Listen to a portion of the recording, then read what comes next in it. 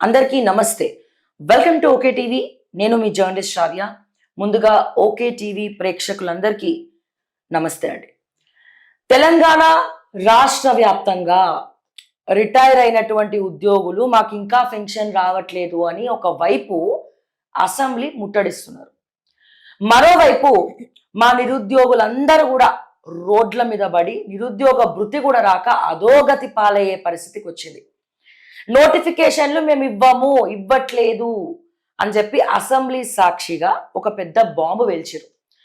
ఇవన్నీ ఇలా ఉంటే మరోవైపు రేవంత్ రెడ్డి ఏమంటారంటే పైసలు లేవు, నన్ను కోసిన ఒక్క రూపాయి కూడా రాదు అని చెప్పి రేవంత్ రెడ్డి ఎప్పటికప్పుడు ప్రతి సందర్భంలో మాట్లాడుతూనే ఉన్నారు. ఇవన్నీ ఇలా ఉంటే మరోవైపు రిటైర్ అయినటువంటి వాళ్ళ వ్యవధిని మేము ఇంకో 2 ఏళ్ళు పొడిగిస్తాము అని చెప్పి లీకులు వస్తా ఉన్నాయి. మరోపక్క శ్రీధర్ బాబు ఏమో ఎవరు చెప్పినారు మేమేం పెంచట్లేదు. ఇలా డైలామాల మధ్యలో ఎవరు నలిగిపోతున్నారు అంటే మా నిరుద్యోగులు నలిగిపోతున్నారు. 80 ఏండ్ల ముసలోళ్ళు ఇంకా ఉద్యోగాలు చేస్తున్నారు. రిటైర్ అయినటువంటి 80 సంవత్సరాల ముసలోళ్ళు ఉద్యోగం చేస్తున్నారు అంటే మీరు ముక్కున వేలేసుకోవాల్సిందే. మన తెలంగాణ రాష్ట్ర వ్యాప్తంగా 500 మంది రిటైర్డ్ ఎంప్లాయీస్ తెలంగాణలో పుక్కట్ల జీతాలు తీసుకుంటున్నారు. పోనీ మన తెలంగాణకి సంబంధించిన వాళ్ళ కానే కాదు, ఉమ్మడి ఆంధ్రప్రదేశ్లో ప్రత్యేక రాష్ట్రం రాకముందు నుంచే వాళ్ళు ఈ పదవులలో కొనసాగుతున్నారు. వచ్చిన తర్వాత మొట్టమొదటి ముఖ్యమంత్రి కేసీఆర్ గారికి చేదోడు వాదోడుగా ఉన్నారు.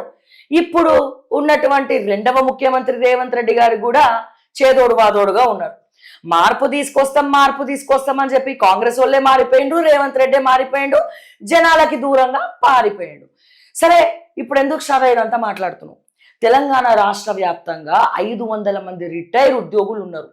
వాళ్ళందరూ ఖాళీ చేస్తేనే కదా మా నిరుద్యోగులకు కొత్త ఉద్యోగం వస్తుంది.